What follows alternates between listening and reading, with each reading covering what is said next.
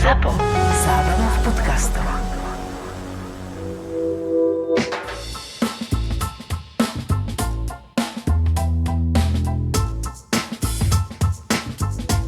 Ahoj Baška. Čau Peťo. Dnes ideme rozobrať tému, ktorú naozaj posledné roky, že veľmi intenzívne študujem, veľmi sa v nej snažím orientovať, zdokonalovať, hýbať. A je to samozrejme téma AI, umelej inteligencie. My už sme tu mali pár epizód, kde sme sa to snažili rozobrať a vysvetliť rodičom nejaké výhody a samozrejme aj nástrahy, ale dnes tu máme aj odborníka, ktorý sa venuje téme umelej inteligencie z pohľadu škôl, školstva a vzdelávacieho procesu, čiže ideme sa rozprávať o veciach, kedy vie byť umelá inteligencia užitočný pomocník a samozrejme, ako si nájsť aj tie hranice, kedy už to môže byť trošku kontraproduktívne a škodlivé. Takže chceš ho privítať ty alebo ja? Peter, ahoj, ste tu dvaja Petrové. Je tu Peter Hric z projektu EduAI, je zakladateľ tohto projektu. Určite nám o ňom povieš viac, ale čau najprv. Ahojte, ďakujem za pozvanie. A ešte poviem, Peťo, že mne sa zdá, že tá téma umelej inteligencie, tá nás už neminie, tá sa bude čím viac a častejšie objavovať v našich slovách, v našich epizódach, pri rôznych témach a rôznych takýchto našich diskusiách a debatách. Ale Peťo, poďme k tebe. Ja som si pozerala, čo tak ty sám o sebe píšeš, že inovátor vo vzdelávaní, odborník na integráciu umelej inteligencie v školstve, ale vieme, že si aj bývalý učiteľ a si aj otec. Koľkých detí? 3. Takže, celkom by sme sa mali o čom baviť. Hodíš, aby som to zhrnul. A učiteľ si čoho? Učil som 8 rokov na gymnáziu, hlavne katolícke náboženstvo a potom mám aj vyštudovanú geografiu. OK, čiže máš aj tú skúsenosť s tými deckami z tej triedy, máš aj tú rodičovskú a povedal si, že AI by možno mohla byť niečo, čo by nám všetkým mohla pomôcť aj v tom vzdelávacom procese, aj v tých školách. Určite áno. Tak ja by som chcel začať to od konca, hej, lebo teraz tu budeme samozrejme 30 minút nadchýňať sa nad tým, že čo všetko je super, ale že s akými blokmi a odmietnutiami si sa stretol v tom, keď prídeš do školy a povieš, počúvajte, AI nám všetkým pomôže, tak čo bývajú také najčastejšie negatívne reakcie? Že chcem sa toho hneď zbaviť na začiatku. Je veľa negatívnych reakcií, akože z môjho pohľadu aj takých iracionálnych, akože v zmysle, že ale AI nám nedá úplne presné výsledky, napríklad nepripraví nám všetko, hej. Ale pre mňa je to taký argument, že nekúpim si auto, lebo aj tak ho treba šoferovať, hej. Tak Wow. Tak podľa mňa vie veľmi dobrým spôsobom ako uľahčiť prácu učiteľa. No a ono to tak je také náročné, pretože vnímam na školách, že existujú takí učitelia, ktorí sú nadchnutí pre AI.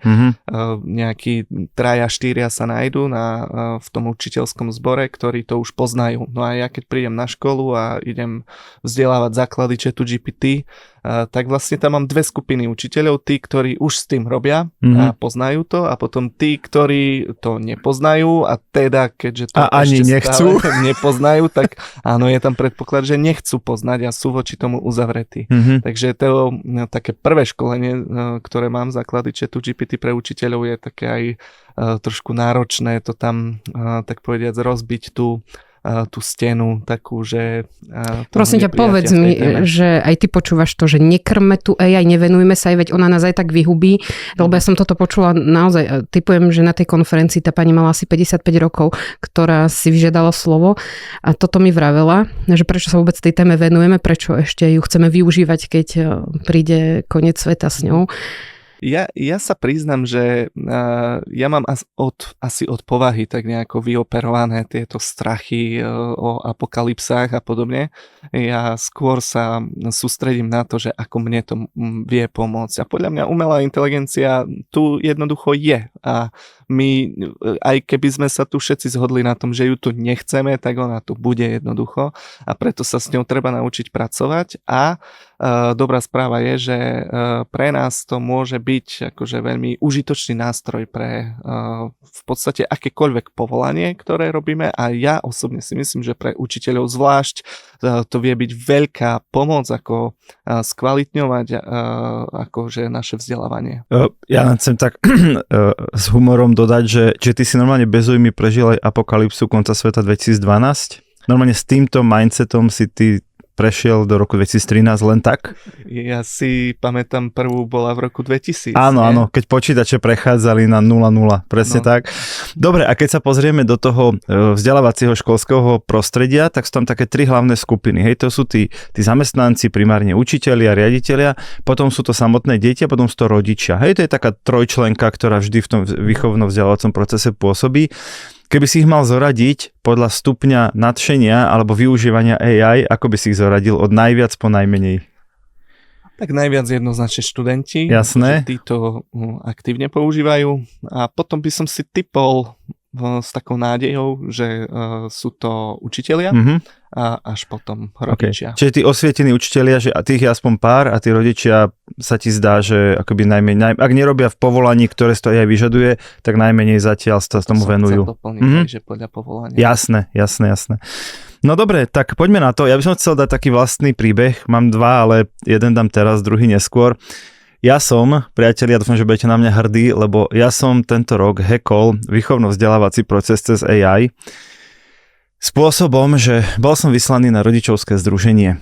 A všetci vieme, ako to vyzerá na rodičovskom združení, kedy sa ti pani učiteľka snaží 60 až 90 minút intenzívneho rozprávania povedať všetko, čo sa bude tento rok diať, čo treba nakúpiť, ako sa prihlasovať na obedy, ako nosiť prezúvky, kedy meniť telesnú, kedy sa ide do školy v prírode.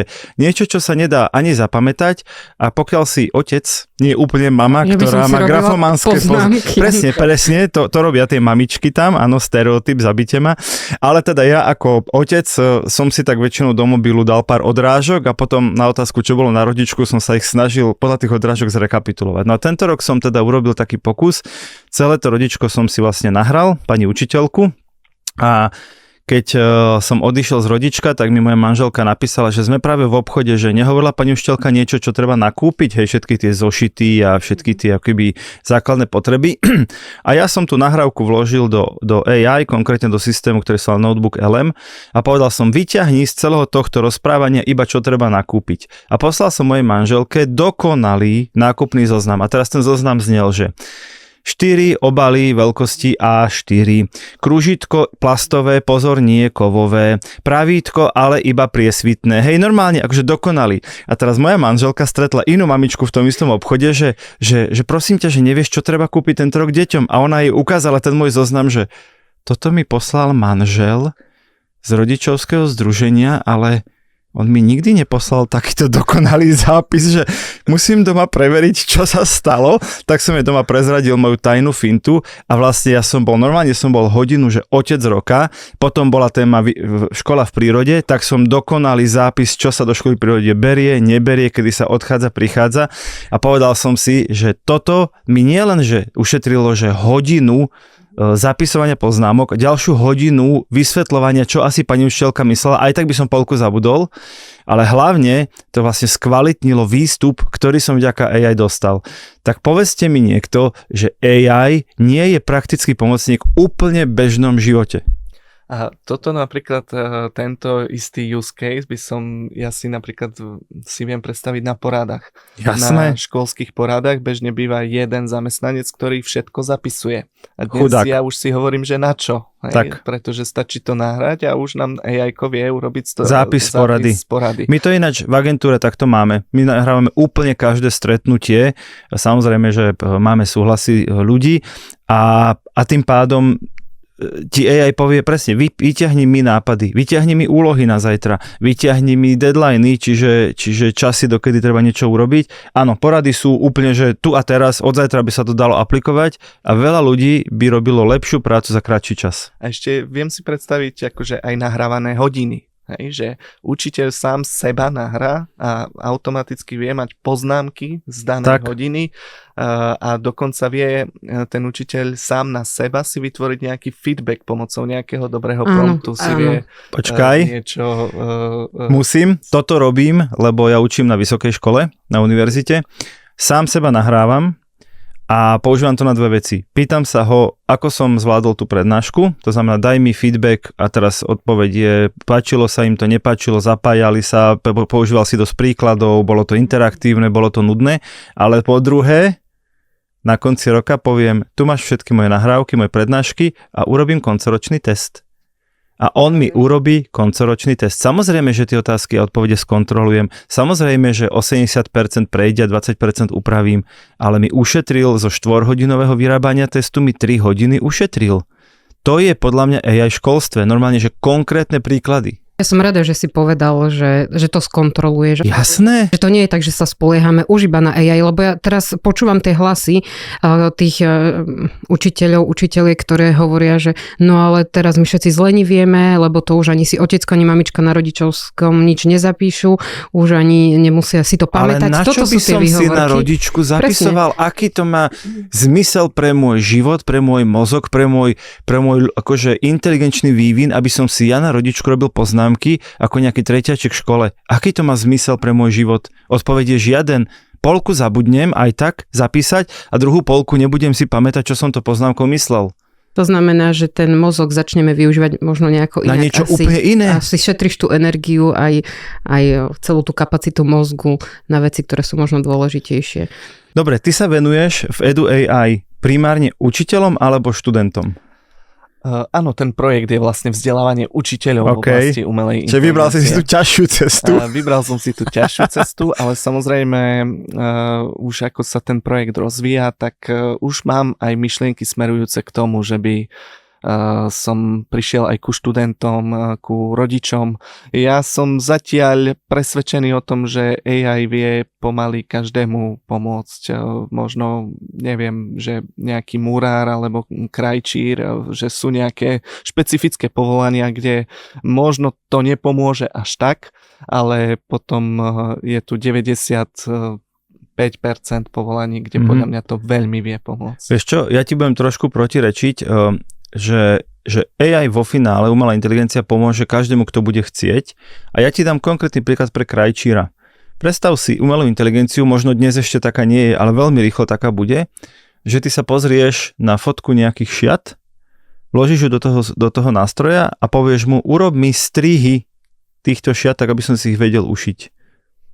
To neznamená, že to AI za mňa ušije. To znamená, že ušetrí strašné hodiny toho rozloženia tých šiat do jednotlivých strihov, ku ktorým by som sa asi bez zdroju nedostal. A tu by som povedal, že tu je akože základný problém tejto doby, ktorá teraz momentálne je, že sú tu nejakí kvázi odborníci na umelú inteligenciu a potom sú tu odborníci na svoje povolanie. Áno. A že vlastne hľadáme ich prienik? Áno, hľadáme prienik, že vlastne aj pre mňa ako toho, kto vzdeláva učiteľov, tak ja keďže som učil náboženstvo, tak pre mňa je veľmi náročné sa pozrieť na matematiku a veľmi náročné sa pozrieť na chémiu, ale vlastne ja potrebujem sa s tými učiteľmi rozprávať, aby mi vlastne vysvetlili tie ich procesy a ja automaticky rozmýšľam nad tým, že ako tie ich procesy akože prehnať cez AI tak, aby to im pomohlo. Dobre, ja vám dám ďalší príklad, lebo ja som naozaj s mojimi deťmi veľa takýchto pokusov robil vo vzdelávacom akoby procese a ďalší bol, že som odfotil ručne písané poznámky mojej dcery z chémie, hej, preto si mi to napadlo, z chémie. Normálne tam boli nejaké vzorce, nejaké rovnice, nejaký popis nejakých látok, neviem čo, hydroxidov, niečo také. Odfotil som to a povedal som, výborne, z týchto poznámok mi urob kontrolné otázky, 3 až 5 kontrolných otázok, aby som ju z toho mohol vyskúšať. No a teraz zase, že je podstatné, aby som tie otázky vymyslel ja, otec, ktorý tej chémii toho x 8. ročníka nerozumiem, alebo je podstatné vyskúšať tú dcéru a zistiť, či tie veci sa naučila. A tá AI si prepísala tie ručné poznámky do svojho písaného jazyka, tlačeného, vytvorila otázky, mne ako otcovi k tomu pripravila odpovede, ja som ju za 5 minút vyskúšal a vedel som, že látke rozumie. A teraz toto isté si vie urobiť každé dieťa samo. Dieťa sa vie samo vyskúšať z tej látky, ktorú práve preberali, lebo má poznámky, lebo možno raz bude mať nahrávky alebo prezentácie od učiteľov. To neznamená, že to dieťa sa to nemusí naučiť, iba sa to môže naučiť efektívnejšie a efektívnejšie môže zistiť, či tej látke rozumie. Ja som robil niečo veľmi podobné 2 mesiace dozadu, keď som sa učil na skúšku a tiež 70 stránové skripta hodil som do chatu GPT, zapol som si hlasového asistenta, hovorím mu skúšaj ma. A v podstate je to také internátny spôsob učenia sa, hej, že dávaj mi otázky, doplňaj ma a tak ďalej a vlastne po 2 hodinách som, myslím si, bol oveľa ďalej, ako keby som čítal ten 70 stránový. Čítal a zaspal nad tým 3-krát a 3-krát sa zobudil, lebo tu si sa s niekým rozprával o tej téme, ale s niekým, kto tej téme rozumie. Nie preto, že by jej rozumel prirodzene, ale preto, lebo si pozrel tie skripta. A teraz, chápeš, že my sme tu, koľko sa rozprávame, že 15 minút a vymenovali sme, že 5 extrémne efektívnych spôsobov a veľmi účinných spôsobov, ako do školstva dostať umelú inteligenciu. A možno ako opakovanie na konci tejto série by som povedal 2 dôležité veci, že ChatGPT a Notebook LM, to je podľa mňa proste úplný základ pre učiteľov, ktorí hneď teraz po dopočúvaní tohto podcastu by si mali otvoriť a začať sa tieto nástroje vlastne učiť používať, lebo Notebook LM sme naznačili, že vie robiť poznámky. Ale... Ja len chcem povedať, že Notebook LM je nástroj od Google, hej, nie je to, že notebook si máte kúpiť, ale volá sa to Notebook LM a naozaj ten rozdiel oproti ChatGPT, že on vyťahuje informácie iba z dát, ktoré mu tam vložíte, čiže inak povedané nehalucinuje, nevymýšľa si, ale keď mu tam žiadne dáta nedáte, tak nevie odpovedať samozrejme na nič. To len chcem vysvetliť, lebo veľa ľudí ho nepozná, tak aby ho vedeli vyhľadať. Dobre, Peťo, a už máš za sebou nejaké školenia, už si bol za učiteľmi, už si ich aj niečo naučil, máš už možno aj od nich spätnú väzbu, alebo ty si videl, že presne na tých predmetoch, ako je matematika, história, už čokoľvek, angličtina, že ti povedali, ako využívali či už jeden alebo druhý nástroj a ako im to pomohlo. Ešte poďme do tej praxe, ešte niečo vytiahneme. Páši, teraz to už môžeme povedať. Poďme na to. Tajomstvo, na ktorom sme robili niekoľko mesiacov, máme nových lektorov digitálnych rodičov. To znamená, že digitálni rodičia nie sú už iba Peťo a Baša, ale aj ďalší ľudia. To sú odborníci, psychológovia, učitelia, digitálni koordinátori, rodičia z celého Slovenska, ktorí sa pridali k nášmu projektu a budú chodiť prednášať na školy, a kde nás pozvete ako projekt. Takže ak máte chuť, aby sme prišli, a veľmi radi sme doteraz tie pozvania prijímali, ak máte chuť, aby sme prišli na vašu školu, na vaše rodičko, do vašej knižnice, do vašej telocvičnej jedálne, kdekoľvek sme boli, tak smelo sa nám ozývajte, máme pre vás tých najlepších. Vyškolených odborníkov, venovali sme im niekoľko týždňov práce, takže tešíme sa, čo sa teraz začne diať. My sme pripravení. Všetko na www.digitálnirodičia.sk. Akože oni sami priznávajú, v podstate to je taká úplne prirodzená súčasť našich rozhovorov, že už začnú rozprávať o svojich skúsenostiach, kedy to oni použili a podobne. Teraz akože posledné dni žijem matematikou, kde by sa zdalo, že keďže hovoríme o jazykových modeloch, tak ono naozaj niektoré, keď dáme chatu GPT nejaký matematický príklad, tak akože halucinuje. Ale na druhej strane sú akože na to nejaké finty, takzvané custom GPTs alebo konkrétne nejaké modely, kde ten jazykový model, on sa vie spýtať matematického modelu je analytickejší. Vie vlastne pomáhať napríklad študentom v nejakom príklade, že mám nejaký príklad, ako mám vypočítať tento príklad a on začne dáte ten postup najprv x-ko dať na jednu stranu tejto rovnice, ako to urobíš. No a vlastne vie to aj takýmto spôsobom študentom pomáhať. To som prešiel na študentov, ale vlastne pri každom učiteľovi aj učiteľka telesnej výchovy mi povedala, že si tam nachádza nejaké cvičenia alebo pri strave to vie veľmi dobre pomôcť. No a hovorím, už je to naozaj len o tom, aby som ja ako ten lektor, školiteľ vlastne pochopil, že aké vy máte problémy a potom vlastne určite prídeme na to, ako vám uľahčiť život. Je to tak. Dobre, teraz sme si povedali, čo všetko nám ten AI nástroj prináša aj do školstva, ale predsa pomenujme aj to, kde tak vidíme, že ten človek a tá ľudskosť je nenahraditeľná, aby sme si to tak aj vyrovnali možno, že toto nečakať od AI. Možno Ja tak len začnem, že ja tak vnímam, že keď nám ten nástroj, umelá inteligencia pomôže zefektívniť niektoré procesy, tak nám ostane čas na niečo iné. A čo by to mohlo byť v tej triede, v tej škole?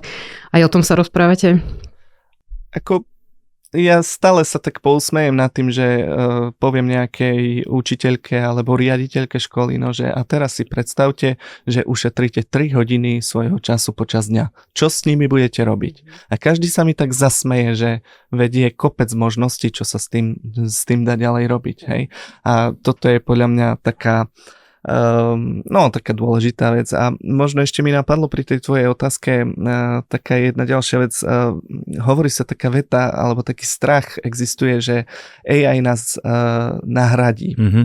A väčšinou sa to myslí v zmysle povolania, ale ja v tej vete vidím akože iné riziko, aj pri učiteľoch, aj pri iných povolaniach, že my sa necháme umelou inteligenciou nahradiť v zmysle tom, že umelá inteligencia mi dá nejakú prípravu na hodinu a ja ju potom budem presne tú hodinu učiť podľa toho, ako mi to povie umelá inteligencia.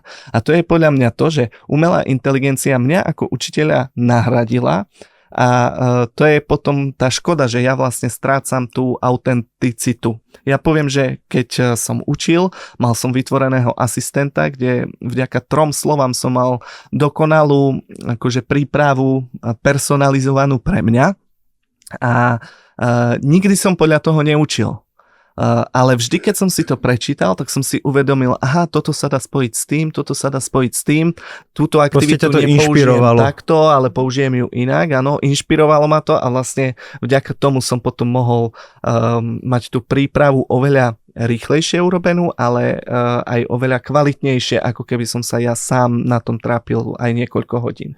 Tak, to sa ináč volá, že syndrom bieleho papiera. A na to je tá AI absolútne fantastická. Ja to mám rovnako v práci, mám to rovnako, keď pripravujem podklady aj do podcastu a podobne, že sedíš nad tým bielým papierom, vieš, že toto je téma, ale normálne sedíš pol hodinu, že kde začať. A toto prelomí AI. A aj keby som z tej AI použil jednu jedinú vetu alebo jedinú myšlienku, tak nejdem od nuly, ale idem o to, že toto je dobrá inšpirácia a už pokračujem svojím spôsobom, svojím tempom. Takže ja to mám úplne rovnako, že ja tu mám pred sebou vytlačené 2 strany prípravy o tejto téme a otázky pre teba, ale zatiaľ som z toho nepoužil, že nič. Slovom nič, lebo tá debata naša sa teraz vyvíja nejakým prirodzeným spôsobom. No ale v momente, keď budem mať pocit, že potrebujem odbočiť od témy alebo potrebujem sa ťa opýtať niečo od nejakého, tak sa pozriem do tej prípravy. Takže síce mi AI urobila prípravu, ktorá bola na základe môjho príkazu a mojich nejakých insightov o tebe, mojich poznámok o tebe, ale vlastne som z toho zatiaľ nepoužil nič, ale nemám tu biely papier a nepotím sa, že ty brďo, čo ak bude odpovedať jednoslovne, čo ja potom spravím? Ja ešte tak zvyknem hovoriť, že vďaka tomu, že tu máme AI, už ako keby strácam tú vetu vo svojom živote, že nedá sa. Mm-hmm. Lebo už začínam chápať, že sa dá, lebo nejak sa to bude dať. Nejak sa to bude dať, len musíme priznať to, že ako. Mm-hmm. Teraz robil som si web stránku a teraz nejaké tlačidlo tam chcem odstrániť a to sa dalo jedine tak, že sa dá použiť nejaký kód. A ja nepoznám žiadny programovací jazyk, ale vedel som si vlastne nakódiť svoju web stránku tak, aby som niečo odstránil, niečo pridal a podobne, pretože ten ChatGPT mi presne povedal, kde to mám vložiť a ono to vlastne fungovalo. Čiže len by som počiarkol to, že to vlastne nedá sa, už dnes vlastne prestáva existovať. Súhlasím a stále je veľa vecí, ktoré sa nedá, to je v poriadku, ale veci, ktoré sme si my mysleli, že sa nedajú, tak sa mnohé z nich dajú. Ja by som sa ešte aj k tomuto chcel vrátiť, k tomu nedá sa, k tomu, ako stratíme tú autenticitu a ja to zase počúvam, že AI nás pripraví všetkých o prácu a ja keď to počujem, tak ja vždy na to odpoviem, že už aby to tu bolo, ja už sa neviem dočkať. Teraz všetci takí pohoršení sa na mňa pozrú, že čo to šírim za nezmysly. A ja hovorím, ale však to neznamená, že ma pripraví o zamestnanie. On ma len pripravuje o strašne veľa práce, ktoré sa mi doteraz nechcelo robiť. Že mi urobí ten zápis tej porady, že mi urobí prípravu na to stretnutie. Ale to stretnutie musím ja absolvovať, tú poradu musím ja zvolať a ja urobiť potom manažerské rozhodnutie, čo ďalej ideme ako firma robiť. Ale na čo by niekto strávil hodinu prepisovania a ďalšiu hodinu zadávania úloh, keď to AI urobila za 20 sekúnd, tak sme práve ušetrili ako firma 2 hodiny času.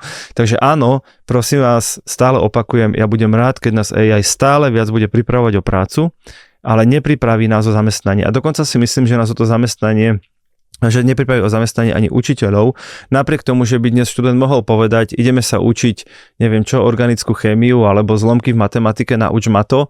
Predsa to neznamená, že keď AI má tie vedomosti, takže to vie naučiť. To znamená, vedieť, učiť je úplne iná disciplína, ako mať vedomosti. A podľa mňa toto je ten rozdiel, ktorého sa možno učitelia boja, že AI ma nahradí, veď všetko si deti už budú písať do ChatGPT. No veď nech si napíšu, ale to ešte neznamená, že ChatGPT vie, ako učiť. Že ten učiteľ má nejaký prístup, že má nejaké výchovné, že má nejaké metodické postupy, že má nejaké príklady zo života, že má nejaký spôsob, ako zaujať. Takže áno, môj pohľad je, že učitelia, ktorí vedia robiť z AI, budú lepší ako tí, ktorí z AI robiť nevedia.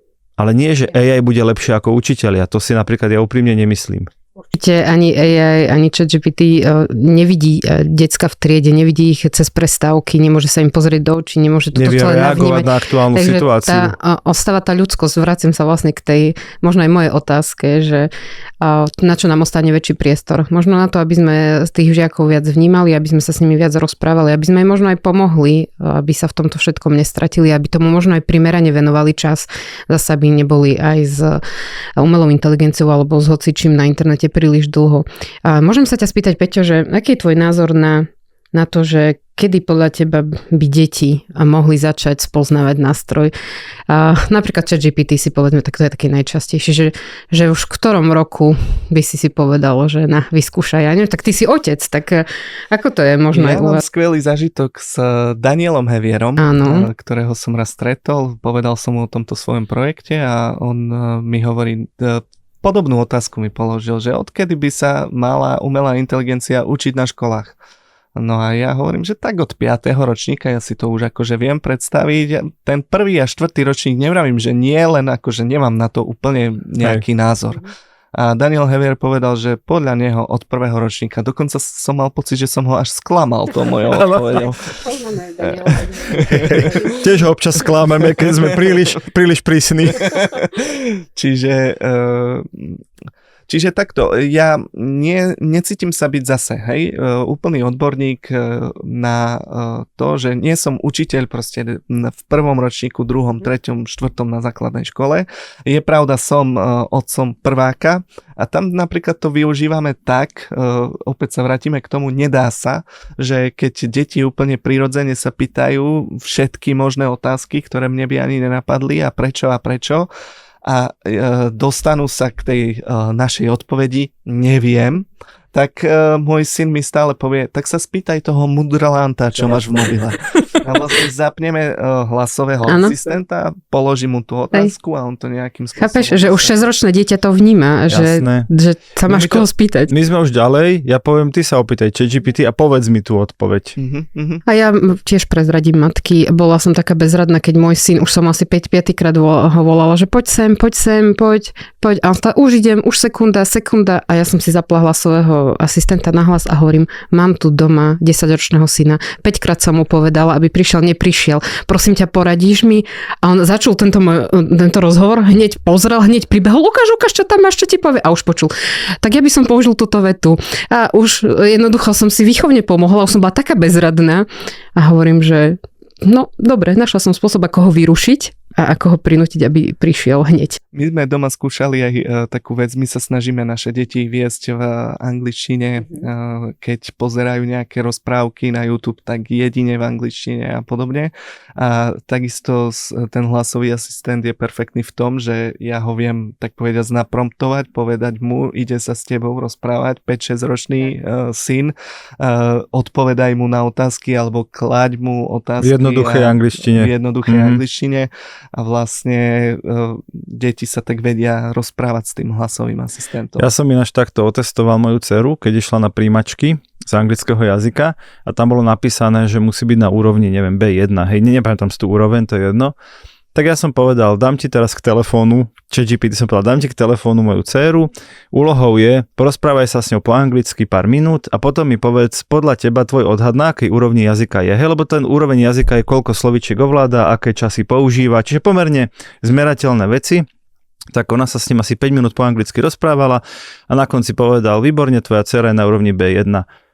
Príjmačky urobila, ChatGPT mal pravdu. Chápete? Ale za normálnych okolností to neznamená, že to je na 100% istota, ale ja ako otec som chcel čeknúť, že či náhodou, vieš, nikdy bežne nemáš dieťa otestované na úroveň jazyka, no tak buď vie alebo nevie po anglicky a potom buď tie príjmačky urobil a neurobí, ale ja som to robil v čase, kedy by ešte bola šanca zobrať ju na doučovanie, pokiaľ by sa ukázalo, že ten level proste nie je dosť vysoko.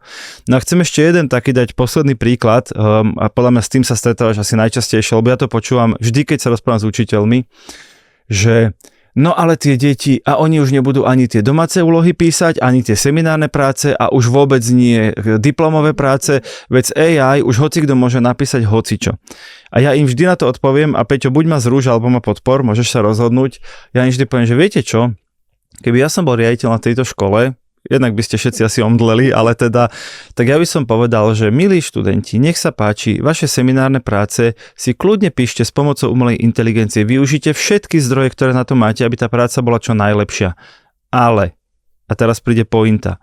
Pointa je, že výsledkom nie je, že mi odovzdáš nejaké 2 strany textu. Výsledkom je, že mi odovzdáš prezentáciu alebo nejakú formu prezentácie toho, čo si vyskúmala, odprezentuješ to celej triede a vieš, čo sa tam píše, to znamená, že ťa čeknem kontrolnými otázkami. Lebo v živote budeš robiť presne toto. Budeš nejakú tému si budeš musieť naštudovať a potom ju niekomu odovzdať, odkomunikovať. Už len keď budeš hľadať prácu, tak budeš musieť predať sám seba. Takže ja by som nehodnotil to, ako vznikla tá práca, s akou pomocou internetu, kníh alebo AI, ale ako dobre ju vieš odprezentovať a ako dobre rozumieš téme, o ktorej si písal a písala.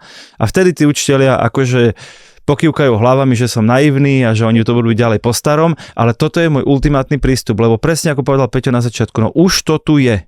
A my sa teraz budeme buď hádzať o zem a tváriť sa, že slohy sa budú späť akože a seminárky písať rukou, aby nám deti neklamali, alebo ich pripravíme do života, ktorý ich čaká a ich čaká život, ktorý bude s umelou inteligenciou.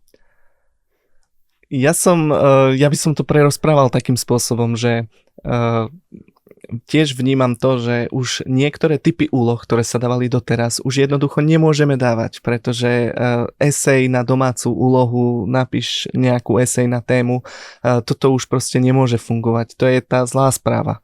Ale tá dobrá správa je, že vďaka umelej inteligencii môžeme dávať ďaleko zložitejšie úlohy, a dokonca kreatívnejšie a vieme tým študentom povedať a použite na to umelú inteligenciu, lebo nie je to jednoduchá úloha, ale poďme to spolu nejakým spôsobom urobiť, vytvoriť. Hej? Čiže toto je tiež taký príklad, dobre, vytváraš niečo a potom to príď odprezentovať, stoj si za tým, že čo si stoj si za tým a rozumej tej téme. Lebo samozrejme, že keby mi niekto odovzdal tú seminárku, a ja sa opýtam 2 otázky, ja neviem, to písala AI, kámo 5 a dobre, že neletíš zo školy. To mňa nezaujíma. Mňa nezaujíma, ako to vzniklo, mňa zaujíma, čo si z tej témy odnášaš. Milí učitelia, riaditelia, rodičia. Ste to doteraz nevypli. Ja chcem extra pozdraviť všetkých, ktorí možno teraz si hovorili, že super, ja už som tam, že používam ChatGPT alebo používam Notebook LM. Super, pokračujte, inšpirujte sa, hľadajte, ako byť ešte lepším učiteľom vďaka AI. A vy, ktorí možno ste doteraz váhali, alebo ste boli takí, že neviem či a ako, ja vás pozývam na stránku eduai.sk, kde Peťo Hric, ktorý je tuto s nami v štúdiu, má pripravené pre vás materiály, kurzy, vzdelávanie. Určite, keď sa na neho obratíte, pomôže vám aj pre vašu školu, vašu triedu. A Peťo prikýváva hlavou, takže veľmi rád, áno. Veľmi rád. A myslím si, že nás to všetkých dobehne. Neodkladajte to, takže čím skôr sa pustíte plnou parou vpred do spoznávania umelej inteligencie, tým lepšie. A my v týchto témach budeme určite v digitálnych rodičoch pokračovať. Budeme vám prinášať ďalšie tipy a verím, že s Peťom sa ešte stretneme či už v podcaste alebo na iných platformách, kde tieto témy budeme spoločne otvárať. Budem veľmi rád. Ja ti chcem, Peťo, poďakovať jednak, že sem prišiel, ale hlavne ti chcem poďakovať za to, že to robíš, lebo nie je vás úplne veľa v tom školskom prostredí, ktorí rozkopávate tie dvere a prešlapávate ten chodníček a vy vidíte tých učiteľov, ktorí to odmietajú a boja sa o svoju prácu a však som to 30 rokov robila takto, prečo by som zrazu to mal zmeniť? Radšej nech sa deti naučia robiť to, ako sa to robilo pred 30 rokmi. Takže ďakujem ti aj za to, ale nie v mene mojom, ale v mene mojich detí ti ďakujem. To je krásne a ešte vám musím povedať, že Peťo na svojich sociálnych sieťach robí celkom vtipné videá na celú túto tému, aby to nebolo také nudné, takže choďte si to omrknúť hneď teraz. A my sa počujeme zase inokedy. Ahojte, čau Peťo. Pekne, majte sa.